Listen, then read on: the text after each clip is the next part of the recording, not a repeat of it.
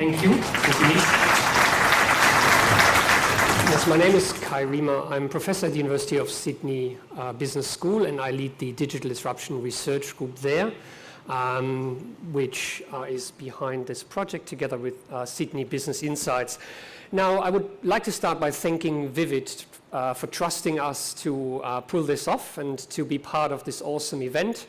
VIVD in the morning with bright sunshine seems kind of wrong, but I think we've got the curtains down, so as colors there, we should all feel comfortable.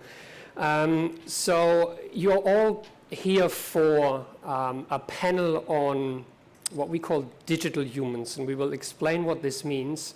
The title is Mommy, Can I Marry My Avatar? Well, will I marry my avatar is a different question.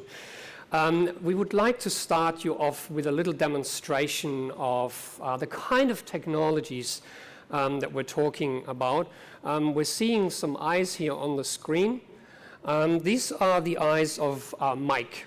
Now, digital Mike is, well, let's hear from Mike himself. Hey, Mike. Hey, Kai, how may I help you? Say, Mike, we have a whole audience here, and we're going to, I just thought we show them what you can do. Mike, can you give me the World Cup scores from last night? Sure, Kai. Which game would you like to know the results from? How about all of them? Does anyone really care about any results other than the Australia versus France game? Yeah, Mike, that's a fair point, actually. Why don't we do that? Okay, so maybe instead of that, I introduce you to the audience and explain a little bit about who you are, what you are. Now, Mike is kind of like a digital assistant. You all know, like Google Home or Siri on your phone, except Mike has a face. So we, think of him like an upgrade of Siri. It's not quite clear why he looks like that, but we come to that. Let me do a little bit more demonstration. Hey, Mike. Hey, Kai, how may I help you? Mike, can you book me a restaurant table for after this event? Sure, Kai. Can you book me a table at the Patron Bar restaurant today, please? I'm sorry, I can't make restaurant reservations in Australia. Sorry, Kai, I can't do that. Was that Siri, Mike? Yes. Actually, Siri's terrific. I love her. Well, I'm sure you do, but you were not supposed to outsource that task, Mike. Well, I don't think you want me doing it. I'm a very intelligent avatar. I don't see why I should be wasting my time doing things like that. So, okay, well, that's beneath you, is it now? Okay. So clearly that doesn't work. Why don't we talk about your face then? I've always wondered, Mike, why you look the way you do, given that, I'm a middle-aged white guy, you're a middle-aged white guy. Do you have to look like that? No, in fact, this is a particularly wonderful look, but I can do other things. I can, well, for the kids in the front row there, I can go into cool X-Men mode. Pretty hip, huh? Okay. Yep, in with the young kids. Yeah, Mike. Sorry, I'll go back. I can do all sorts of things. That doesn't look like anything to me, Mike. Particularly attractive look. Okay, Mike, why don't we show the audience how your face is built? Sure. I just go into wireframe mode. Yeah. So here you can see how I'm built. This is me live, of course, so you can see me talking. Oh, wow. You can see inside my head. Wow, Mike, apart from the fact that you need to see a dentist, what's that thing on the back of your head? Oh, that's my hair. It's my digital hair. Okay, well, somehow like a toupee, is it? Well, Well, okay. Well, pink is an odd choice. I mean, we've seen these things in orange, but pink is particularly beautiful, of course. Trump humor. I get it. So, Mike, where are you, by the way? What's that behind you? Right, well, I can be anywhere, of course. I'm in virtual reality, but this is actually a view of Darling Harbour, or rather, sorry, from Darling Harbour over to the quay, so just outside the window below. Now, of course, I didn't think that the morning looked particularly good, so I set this up to be in the evening. So these are the lights of VIVD from last night. Oh, fantastic, Mike. That's very thoughtful of you. Now, let's show the audience a little bit more what you can do. So what are the kind of questions that you can answer? I'm an incredibly intelligent being. I can answer anything. Yeah, you've said that before. So what then is the meaning of anything? 42. Ah, okay. Well, fair enough. Now, it becomes very clear to me that I'm not the right person to ask these questions. So I would like to go to the audience and see if anyone wants to ask a question of Mike. You will have to give me the question because I have to address Mike directly. So anyone here want to ask something? Yes, very good. What's your favorite car? Oh, very good question. Hey, Mike. Yes, Kai, how may I help you? So, Mike, the question is, what's your favorite car? That'd be a Telstra. Telstra, I beg your pardon. A Tesla. Yeah, I get them self-driving mixed car. up. I get them mixed up as well. Any more questions? Of course, one is a vastly more innovative company than the other, but we shouldn't say which one. Any other questions? Yes, sir. How old are you? Oh, very good question. Mike, now it's getting personal.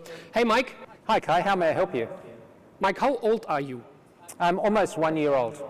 Ah, okay. So almost 1 year old. So that's fantastic. Okay. Look pretty good for one. Whether you're beautiful. Okay. So Mike, if you can look here in the back, can you see? Yeah, you can see, obviously. The lady wants to know if you think that she is beautiful. Now, watch your words. I find the human form curious. You have odd appendages like arms, which I don't have. So yes, but somehow sort of, how can I put this? Advisably, oddly gangly. Fantastic, Mike. We will have to work on your politeness filter a little. Any last question for Mike? Yes? Why is Donald Trump's skin orange? Ah, fantastic. Another color question. Why is Donald Trump's skin orange? Kai, I'm an incredibly intelligent being, but not even I have any clue about Donald Trump. Okay. That is a fair answer. So, Mike, that's very impressive. You seem to be a very intelligent being, but I'm an incredibly impressive being. I have an incredible IQ, handsome as well. Yeah, wait a minute. Okay, I think, I've been on the record before telling the world that I do not believe in artificial intelligence, and indeed I don't, and this is time to actually reveal what is behind this curious curtain here. Everyone, say hello to real Mike, sitting here.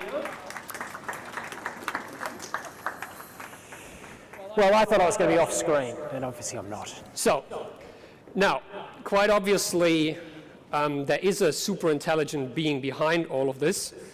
But other than that, this is a puppeteering show. So, Mike, why don't you just walk us through a little bit what you're doing and why you're wearing a curiously shaped head like that?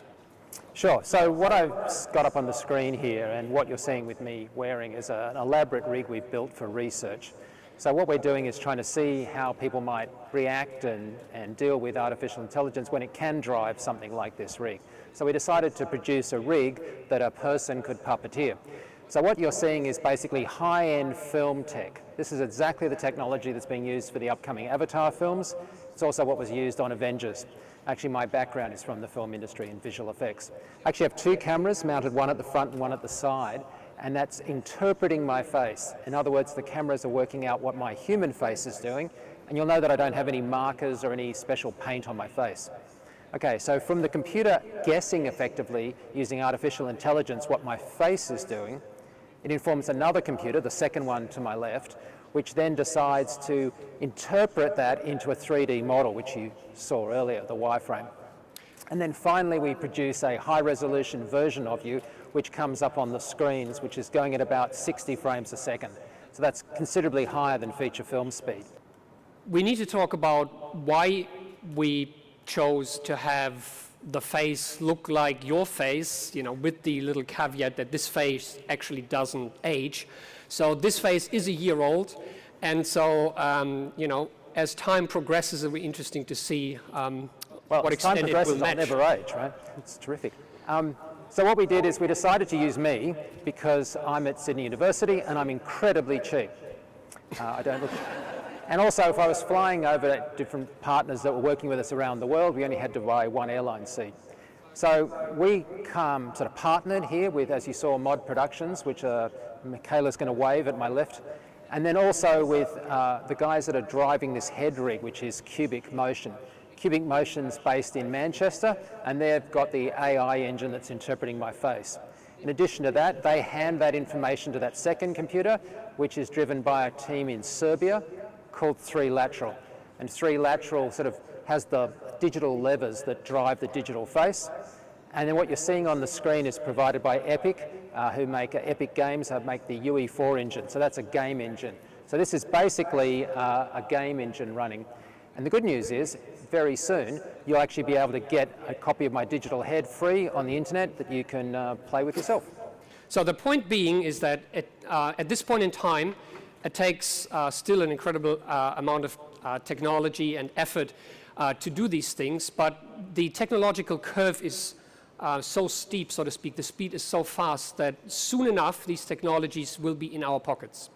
And that is part of why we are doing this, because at Sydney Uni with this research, we want to be slightly ahead of the curve. We want to do research on these technologies, and we want to have these kinds of discussions that we're about to have before these technologies are being rolled out by companies such as Facebook, Google, and the like as consumer technology, given the implications that these technologies might have, and you might envision in your own head of where these things might be going. But this is why we put on this panel. So what we're going to do is we're going to start the panel now. Mike will get changed, and we have to say goodbye to Digital Mike, who is just sunk into the abyss.